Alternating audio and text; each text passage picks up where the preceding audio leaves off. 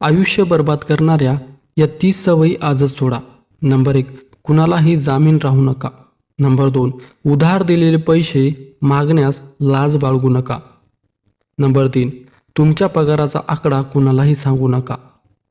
Number 4, नीट पारख केल्याशिवाय कुणालाही जवळ करू नका.